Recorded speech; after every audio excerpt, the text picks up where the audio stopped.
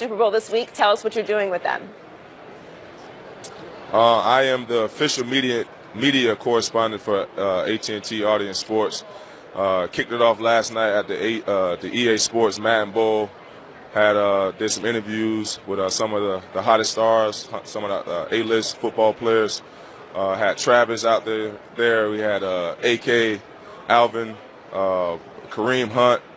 So we had a star-studded lineup. We went inside and watched this amazing game, what ended in 0-0. And AK ended up taking home the championship. Tomorrow we're going to end up going over to the DirecTV Super Saturday Party where J-Lo will be performing. And to take you guys backstage, red carpet there as well. We conducted some more interviews. You can follow Audience Sports on Facebook, Twitter, and Instagram to see more hot clips. Patrick, it's Skip. As you know, before your draft, I was a big fan of yours. You went 5th overall, and I said that was a steal. You have played 7 years in the National Football League, and you have made 7 Pro Bowls, and now you're at the Super Bowl, but you're not in the Super Bowl because you guys haven't been great in the postseason. You've made twice to the playoffs, won 1 out of 3 games, and I look at your career, and you need to, for your team and your success, to live up to your Pro Bowl success. So how frustrating is that to you that your team hasn't had great success? It's very frustrating, not able to, be where we want to be as a team, but we're taking as a front office, I believe we're taking the right steps to get where we need to be. We've just been fighting that injury bug over the last couple of years. When we had the opportunity to play with our quarterback for an entire season, we was a pretty good football team. Made it all the way to the NFC Championship, and I believe what really kept us back from winning that game by him, screwing up his ligament in his index finger, losing Tyron, 2 games before the playoffs. So the injury bug has definitely been killing us because the talent is not an issue with our football team. Because when we line up and have our full ammo, we're a very, very competitive football team. Patrick, Shannon Sharp here. In 2018, you're going to have a new head coach. Carson Palmer's retired, so you're going to have a new starting quarterback. What do you guys need to do in order to make sure that next year you're in Atlanta in Super Bowl 53? Honestly, we have to find a new identity for one, because like you said, we don't have a quarterback right now as we speak. We have a new head coach, but for the most part, we have a defense that we have a lot of pieces on defense that he can work with. His defensive reputation speaks for itself. So and now we have under great leadership, I believe, under McCoy on the offensive side of the ball. All we have to do is now get a quarterback. Hopefully, we can get a big name win here in the free agency process. Kurt, Nick Foles, whoever it may be, draft one and have one grow under a vet. That'll be the ideal for us. But whatever happens, we definitely need to get a quarterback that can sling the rock and keep us in these football games. So, Patrick, other than yourself, who is the best cornerback in pro football?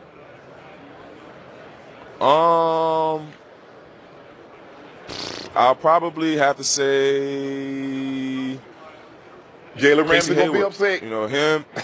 Yeah, I was just about to say. It's a lot of guys that can be up there. Jalen had an awesome year this year. AJ Bouye had an awesome year this year. Xavier Rowe had another good year as well. So those 3 guys, those 4 guys, definitely up there. But I probably have to say Casey right now because 2 All-Pros in 2 years in a row. I mean, it speaks for itself. So I would probably say, Casey Hayward. So he's playing some good ball. He's a baller, and I love the way he attacks the game. But do you still believe you are number 1 on that list? No doubt about it. I mean, I've been the fewest target cornerback the last 3 years. Quarterbacks obviously stay away from me, so that I don't have opportunities to make plays. That's probably why I don't make All-Pro team, because I don't show up on the stat sheet. So I believe if I have more opportunities to make plays, my play would definitely be spoken more about. Patrick, you've been in Arizona for 7 years, and one of the teammates that's been there with you every step of the way is Larry Fitzgerald.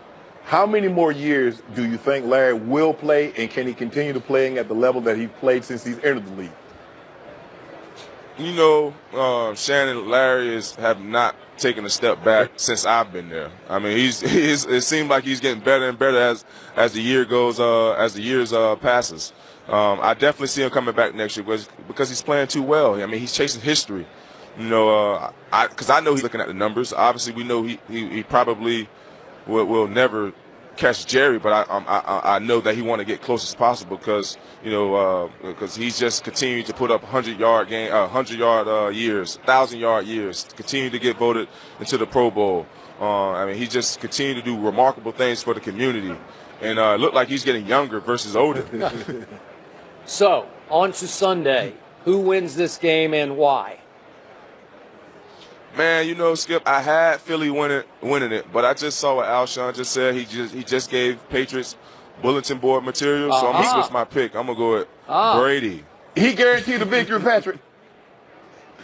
Yeah, man, he just said the trophy is coming back to Philly, man. You cannot do that 2 games before the game. I feel that I understand that you have confidence. I understand that you have the belief in yourself, but keep that to yourself, and you can say that after the game, saying, I knew we was going to win it. Tom Brady will love to hear that, right? Man, that's when I saw it this morning. I told my friend, I was like, "Oh man, Philly just lost the Super Bowl." Well, and I saw it this morning. Well, Pat, you remember now? Plexico said the exact same thing before Super Bowl VII. He said they were going to win, and Tom Brady would not score more than 20 points. I know it. I know it, man. That's what I'm saying. So he can't give Bill Belichick and Mr. Tom any bulletin board material because those guys just eat that up and just taking a run with them, sure. So why were you leaning Philly before Alshon spoke?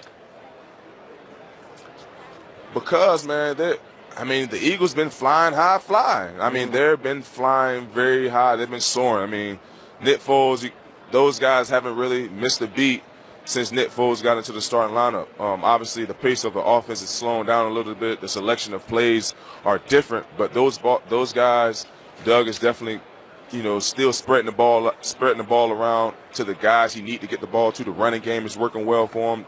They're hitting the down the field shots, and that's what you need to do to win. But you got that man on the other side of the football, and they just gave him bulletin board material. So he's going to pull a rabbit out of his hat somehow, some way. Just watch. Well, Patrick, enjoy the Super Bowl weekend, and thanks so much for joining us. Thanks for having me, and I am a huge fan of the show, man. You guys keep it going. Thank you. Patrick.